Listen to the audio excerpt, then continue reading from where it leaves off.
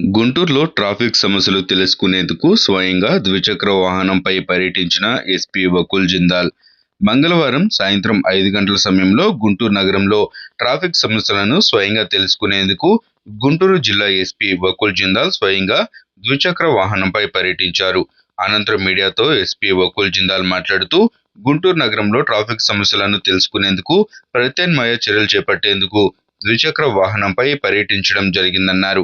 వర్షాలు పడిన సమయంలో డ్రైన్లు పొంగిపొర్లి ప్రధాన రహదారులపైకి వర్షపు నీరు చేరడంతో వాహనదారులు తీవ్ర ఇబ్బందులకు గురవుతున్నారని తెలిపారు.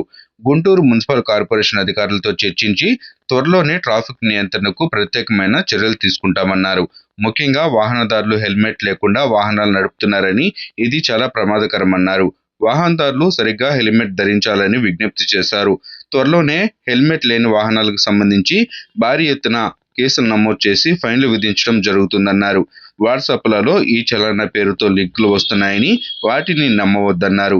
వాటిని ఓపెన్ చేసిన ఎడల ఫోన్లో ఉన్న వ్యక్తిగత విషయాలు నేరస్తులకు వెళ్తాయని, ఇలాంటి లింకుల పట్ల ప్రజలు అప్రమత్తంగా ఉండాలని సూచించారు ఎస్పీ వకుల్ జిందాల్.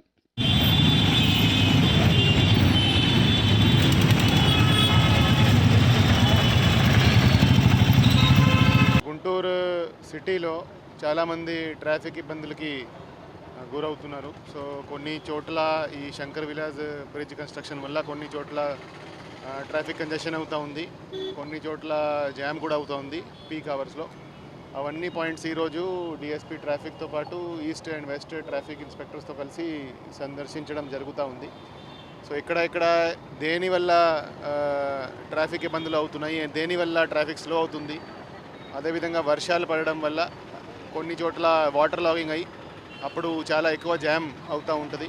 సో దానికి ఎలా నివారించగలము, ఎలా దాన్ని రిజాల్వ్ చేయగలము అనే దాని మీద పరిశీలించడం జరుగుతూ ఉంది. మెయిన్లీ మనకి బస్ స్టాండ్ దగ్గర, అదేవిధంగా రైల్వే స్టేషన్ దగ్గర ఎక్కువ ట్రాఫిక్ జామ్ అవుతూ ఉంటుంది. అదేవిధంగా 3 వంతెల రోడ్డు మీద కూడా ఈ అండర్ పాస్ దగ్గర కూడా జామ్ అవుతూ ఉంటుంది. సో అవన్నీ కూడా రాబోయే రోజుల్లో ఎలా మనం రిజాల్వ్ చేయగలము, దాని మీద ఒక యాక్షన్ ప్లాన్తో అది రాబోయే రోజుల్లో రిజాల్వ్ చేసేటట్టు చేస్తాం. గుంటూరు నగరంలో హెల్మెట్ని ఎప్పటి నుంచి ఇంప్లిమెంట్ చేస్తారు? హెల్మెట్ అందరూ కూడా వాడుకోవాలి. So helmet is a basic necessity. అంటే మనం ప్రతిసారి ఎప్పుడైతే మనము 2 వీలర్ మీద పోతున్నామో హెల్మెట్ లేకుండా పోతే ఎప్పుడు కూడా రిస్కే. సో ఎప్పుడైనా ప్రమాదం జరగవచ్చు, ఎప్పుడైనా దానివల్ల ప్రాణం పోవచ్చు. సో అందరికీ హెల్మెట్ వాడుకోవాలని మేము అవేర్నెస్ క్రియేట్ చేస్తున్నాము. ఫస్ట్ అవేర్నెస్ క్రియేట్ చేస్తాము, కొన్ని రోజుల తర్వాత అందరికీ 100% హెల్మెట్ కంపల్సరీ చేసి ఎవరైతే హెల్మెట్ లేకుండా వస్తారో వాళ్ళకి ఫైన్ వేయడం స్టార్ట్ చేస్తాము. సో దానికి టైం లైన్ ఇంకా డిసైడ్ కాలేదు. ఫస్ట్ అవేర్నెస్ కల్పిస్తున్నాము. సో అందరూ కూడా హెల్మెట్ వాడుకొని హెల్మెట్ యూజ్ చేస్తూ బయటికి రావాలని మేము విజ్ఞప్తి చేస్తున్నాము. సో చాలామందికి ఈ వాట్సాప్ గ్రూప్స్లో, సోషల్ మీడియాలో ఈ ఆర్టీఓ చలాన్ ఏపీకే, అదేవిధంగా ఈ చలాన్.apk ఫైల్స్ వస్తున్నాయి ఫోన్స్ మీద. చాలామంది దాన్ని డౌన్లోడ్ చేసి మళ్ళా వేరే వాళ్ళకి కూడా, వాళ్ళ కాంటాక్ట్స్లో ఎవరైతే ఉన్నారో వాళ్ళకి కూడా వెళ్ళిపోతున్నాయి. వాళ్ళ ఫోన్ హ్యాక్ అయిపోతూ ఉంది. దానివల్ల చాలామంది సైబర్ క్రైమ్కి గురవుతున్నారు, చాలామంది నష్టపోతున్నారు.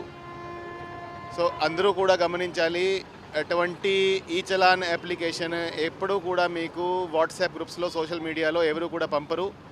ఏమైనా పంపిస్తే అది మనం ఇన్స్టాల్ చేయకూడదు, దాని మీద క్లిక్ చేయకూడదు. అది క్లిక్ చేసినా కూడా అది అంతా ఫోన్ను కంట్రోల్ చేస్తూ ఫోన్ హ్యాక్ చేస్తుంది.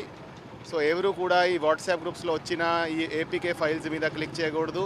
పర్టికులర్లీ ఈ చలానా.apk ఫైల్, ఆర్టీఓ చలానా.apk ఫైల్, అటువంటి దాని మీద అసలు క్లిక్ చేయకూడదు.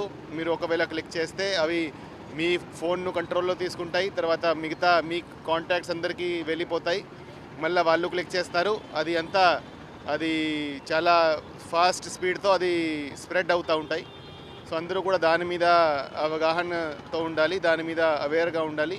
ఎప్పుడు కూడా ఇటువంటి ఫైల్స్, అన్నోన్ సెంటర్స్ ద్వారా వచ్చినవి క్లిక్ చేయకూడదని మేము చేస్తున్నాం.